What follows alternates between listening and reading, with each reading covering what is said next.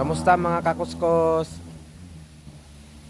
Nung nakaraan video natin, nandun ako sa construction site sa amin, doon sa Batangas, sa Santo Tomas, Batangas.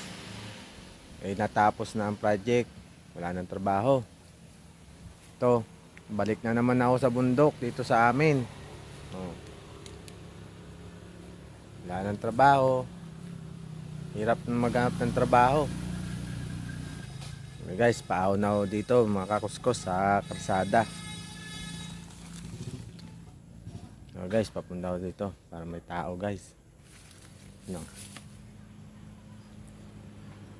Kanyang